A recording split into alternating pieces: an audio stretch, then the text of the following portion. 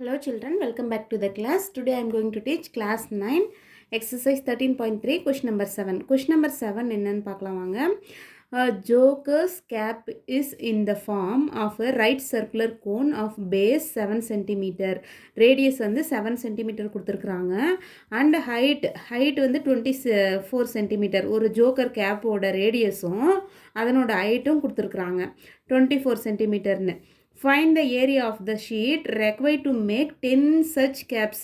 இந்த மாதிரி 10 gap make பண்ணுறதுக்கு எவ்வளோ இது ஏரியா வந்து நம்மளுக்கு தேவைப்படுது அப்படின்னு கேட்குறாங்க. இப்போ ஒரு ஷீட்டோட ஏரியா வந்து நம்ம ஃபைன் பண்ணிட்டா எவ்வளோ அந்த ஏரியா ஃபைன் பண்ணிடுறோம் இல்லைங்களா, அந்த ஏரியா இன்ட்டு 10 ஷீட் போட்டால் நம்மளுக்கு ஆன்சர் கிடச்சிரும். இப்போ ஒரு சாக்லேட்டோட ரேட் எவ்வளோன்னு கண்டுபிடிச்சிட்டா 10 சாக்லேட்டோட ரேட்டு நம்ம எப்படி பண்ணுவோம், அங்கே ஒரு சாக்லேட் 5 ருபீஸ்னாக்க 10 சாக்லேட் எவ்வளோ ருபீஸ் 5 × 10ன்னு போடுவோம் இல்லையா, அந்த மாதிரி இந்த ஏரியா ஃபைன் பண்ணிட்டா இந்த ஏரியா இன்ட்டு 10 அப்போ லாஸ்ட்டாக நம்மளுக்கு ஆன்சர் கிடச்சிரும். இந்த ஏரியா ஃபைன் பண்ணுறதுக்கு என்ன, ஒரு ஜோக்கர் கேப் எப்படி நம்ம பண்ணுவோம், இந்த கேப் தலை மேலே போடுவோம் இல்லைங்களா, இப்படி இருக்குமா கேப்பு, அந்த ஜோக்கர் கேப் பண்ணுறதுக்கு கர்வ்டு சர்ஃபேஸ் ஏரியா சுற்றி இருக்கிற ஏரியா தான் நம்ம ஃபைன் பண்ணுவோம். உள்ளார இருக்கிறதெல்லாம் டோட்டல் சர்ஃபேஸ் ஏரியாலாம் நம்ம ஃபைன் பண்ண மாட்டோம். சுற்றி இருக்கிறத மட்டும் தானே வச்சு நம்ம ஒரு பேப்பரில் பண்ணுவோம். அதுதான் இப்போ கர்வ்டு சர்ஃபேஸ் ஏரியானா πRL அதனோட ஃபார்முலா.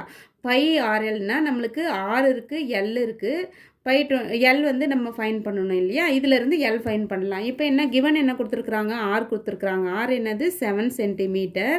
நெக்ஸ்ட் ஹைட் என்ன கொடுத்துருக்குறாங்க 24 cm. இப்போ ஸ்லாண்ட் ஹைட்டு, இதுதான் ஸ்லாண்ட் ஹைட்டு. இந்த ஸ்லாண்ட் ஹைட்டு எவ்வளோன்னு நம்மளுக்கு தெரியாது. இப்போ ஸ்லாண்ட் ஹைட்டு எவ்வளோன்னு தெரியாது, இதிலேருந்து ஸ்லாண்ட் ஹைட் ஃபைன் பண்ணுவோம். இப்போ சொல்யூஷன் போட்டு ஸ்லாண்ட் ஹைட் எவ்வளோன்னு ஃபைன் பண்ணலாம்.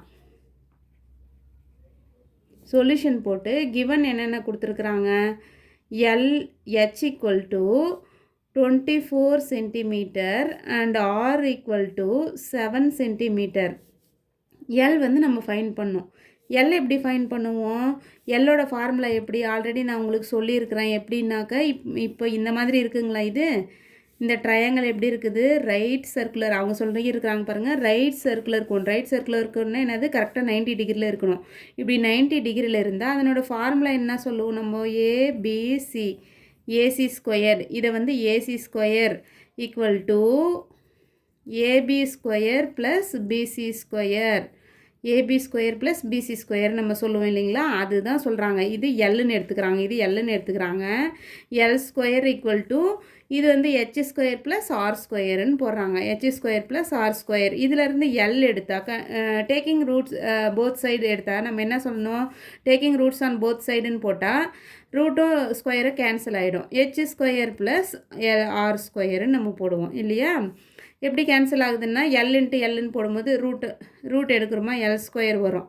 அப்போ L ஸ்கொயர் என்ன ஆகும், எல்லாம் மாறிடும் இல்லையா, அதுதான் L × L. 2 Lக்கு ஒரு L வந்து வெளியே எடுத்துருவோம். அதாவது L = H square plus R square, இல்லைனா R square plus HG square, நம்மளோட இப்போ எப்படி வேணாலும் போட்டுக்கலாம்.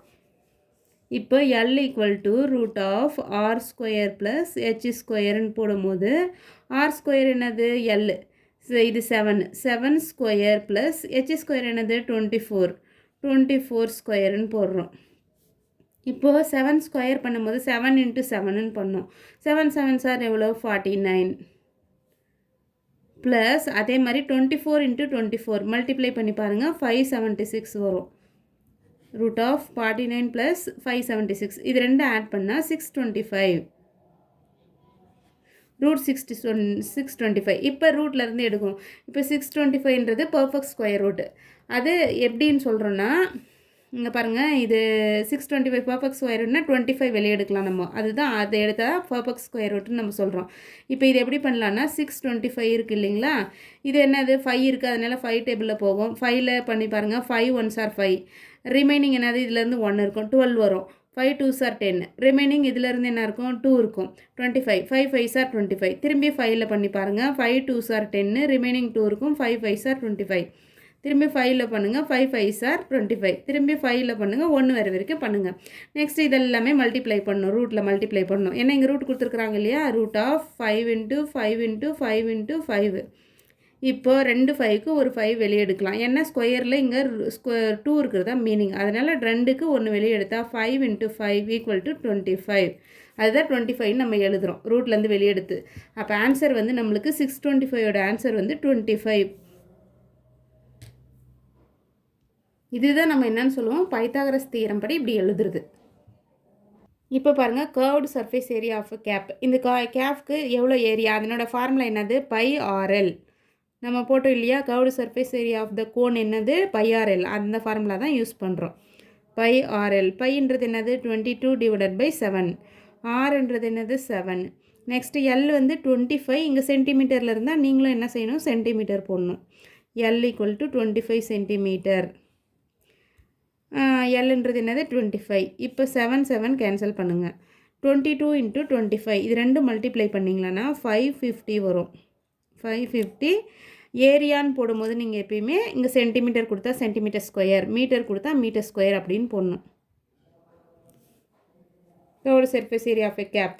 அப்போ ஒரு கேப்புக்கு எவ்வளோ ஏரியா வந்துச்சு நம்மளுக்கு 550. அப்போ 10 கேப்புக்கு எவ்வளோ வரும், அப்போ 10 × 550 மல்டிப்ளை பண்ணணும்.